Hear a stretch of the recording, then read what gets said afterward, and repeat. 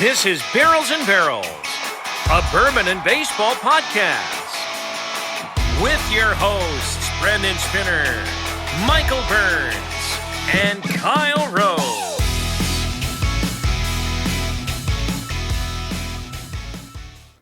Welcome into a special edition of Barrels and Barrels, a bourbon and baseball podcast. I'm Brandon Spinner, and tonight it is Michael with me as we're going to break down the first two games of the World Series. Mikey, how's your weekend gone, and what do you think of the series so far? It's been two good games. I was in Georgia at a cabin hanging out this weekend. I did get to hang out and watch both games, though, so I did catch those. Very different games, game 1 and 2. Mm-hmm. What do you think, Brandon? I think that the Phillies showed that they've got some resiliency for sure.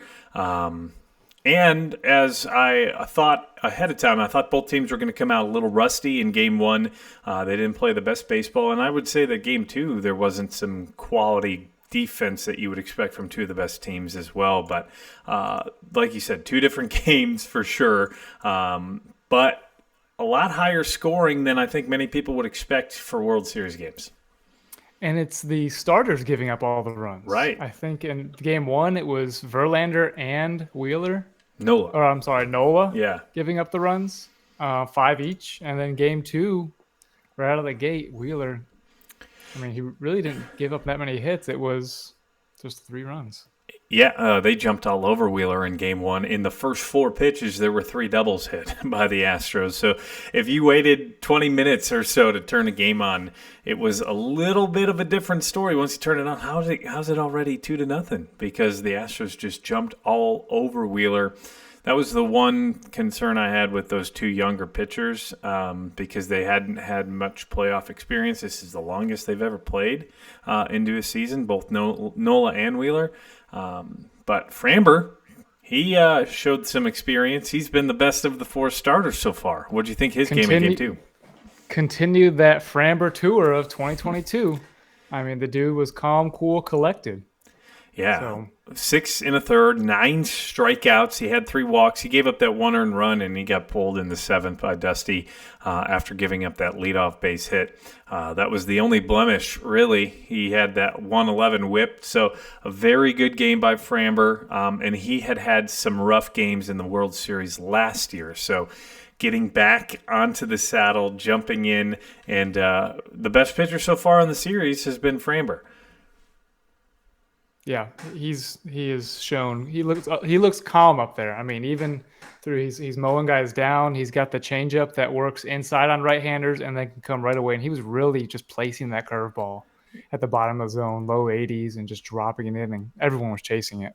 Yeah, the Phillies were having a hard time making contact, and the contact they did have was pretty weak. I think out of the 19 outs he acquired, he got 9 strikeouts, 9 groundouts, and a line out. So he kept the ball down, which in the playoffs versus the Phillies has been the way to go. The Phillies have how many home runs? I think they lead the playoffs in home runs. Obviously, they played more games than most, but still, keeping the ball in the ballpark in Game 2 was what saved the Astros, I thought. Let's start with Game 1 just to break down that a little bit more. The Astros took that dominant lead in the first 3 innings. They scored 5 runs, Kyle Tucker going yard twice. What stood out with the Phillies' comeback to you the most? The Phillies, their heart of the order produced in Game 1. And they showed up. They didn't strike out as much. When guys were on base, they made the most of it compared to Game 2. And in the first game, besides the first inning, or really, let me backtrack that. The Astros hitters did not. I think I'm mixing my Game 1 and Game 2 up here a little bit. Let's see. In the first game, Altuve, Pena, Jordan, and Bregman. They're 1, 2, 3, 4. Had 6 of their 7 hits. Mm-hmm. So the back end of the Astros lineup did not produce. Yeah, the back end of the lineup hadn't produced, but the Phillies came flying back, and they stormed back down 5-0 to tie it. But Nick Castellanos could potentially be the series-saving catch in Game 1. What do you think, that ninth inning catch? Yes, I saw that off the bat of Pena. I thought that was just a bloop into right field. I thought it was over. Yeah, I saw it and I was like, oh man. And Castellanos played for the Cubs, so we're kind of used to the defense or the lack of defense that he may present, which again is the Phillies' one bugaboo. So I thought that might have fallen in, and of course that would have given the Astros the lead. How important do you think it was for the Phillies to steal one at home or on the road versus the Astros coming home for the next 3 games? Right. I think getting that against Houston's ace, their number one, to get that win in that game, where because 4, I mean McCullers going game 3 against Syndergaard, and then Ranger in game 4. I don't think that's their strength there. Where McCullers has been good in the playoffs, if I can recall. So I think to come in even and not have to fight back, that gives them, not an advantage, but not having to play from behind. Right. McCullers has a lot of experience, too, whereas the other pitchers for the Phillies, Suarez, as well as Noah. I mean, Noah pitched with the Mets back when they had their run back in the mid-teens there, but I would favor the pitching matchup more so towards McCullers for Game 3. But Game 1, the Phillies come back, they steal it 6-5. JT Realmuto said, "I'm going to get in on the party." The fact that he hit it opposite field just shows you that the hitting here by the Phillies. If you had to take 2 of the 2 teams, who do you think has the better offense going forward? It depends on. So I have to give it to the Astros. Their top guys are producing. 1, 2, 3, 4. Yeah. Where in game 2 for the Phillies, game 1 in the Phillies, Harper produced. He had a couple hits, but in game 2, Harper left 5 guys on base, and the guy in front of him. So in game 2, the Phillies left 18 runners on base. 18. Bad opportunities. 9 of those was Realmuto and Harper. They're 3-4 hitters. Half of those left on base from your guys. So if those guys 3 and 4 can produce, it's a different game. Yeah, a different game for sure. If you could just get that big hit, Schwarber just missed it in home run to really grab some momentum there. He crushed one foul, and then literally any further, and that ball's in the stands. So Tucker, one more rep. Yeah, one more rep. And he had it. Kyle Tucker stepped up. You mentioned Altuve. He's finally coming through. That was something we mentioned in our previous podcast. He had combined, I think, 3 hits through the first 2 series. He's got 4. He's 4 for 9. He's got the double. He looks more aggressive, and he jumped all over that fastball from Wheeler. As we move into Game 3, I don't really want to necessarily say predictions here, but what do you think is the bigger breakdown for Game 3? We've got, as you mentioned, McCullers going against Noah Syndergaard. This game is on Halloween night as the Phillies return home, their first World Series game home since 2009. What do you expect in Philadelphia? I hope that the Phillies bats come out hot. I hope they can get to McCullers in Game 1 and get to the bullpen quickly. Even though both teams' bullpens have been good. Mm-hmm. Yeah, they had shutouts until the Phillies scored in the 10th inning with the home run by Realmuto. Both bullpens had pitched a shutout through the rest of Game 1. Game 1, man, what a thriller for the start of a World Series. Yes. Going to extras, a team coming back from down 5-0. Then the Astros jumped up ahead again, up 5-0 in Game 2, and the Phillies tried to whittle away at it, just didn't have enough time. I agree. It's going to be the starters. You're going to have to get better starting pitching, especially for the Phillies as they come home. I believe Syndergaard's only got 1 start in the playoffs. Most of the rest of his stuff is out of the pen. Right. He's been effective. He's got a 1.69 ERA, but he's only had 4 strikeouts. He hasn't racked up the amount of innings here later on in the season. So it's either he's going to be rusty or he's going to have that fresh arm. So I think Phillies steal Game 3, and then it's going to be a little tough from there. Pitching this matchup on Game 4, which would be on Tuesday. I see Ranger is slated at this point. There's no pitcher who has been named yet by the Astros. I would assume it's Javier, but again, it's TBD. You never know with Dusty Baker. No. And what do you think about Dusty's strategy there to take Framber out in the 7th inning after giving up that base hit? I think you just don't. As a manager, you're worried about leaving a guy in too long, especially if your bullpen's good. You know you have guys to rely on. Why have a guy go out there and be seen by hitters the third time through the order Right. when you can get a fresh arm out there of a bullpen who's doing work? And I think John Smoltz said it pretty well last night in the game. He mentioned that a base runner in the postseason is way different than a base runner in the regular season. Your anxiety goes up as a pitcher. You may make more mistakes. You're grinding harder because the crowd is in it pitch to pitch, and you just don't want to give the Phillies any momentum. And what we saw in Game 1 was that the Phillies worked their walks, they got on base, and they whittled their way back. So I think Dusty made the right call, pulling him just to make sure that you were getting the out. Absolutely. Anything else you have on the first 2 games of the series, what you can expect here as we move on to the middle portion, the belly of the World Series?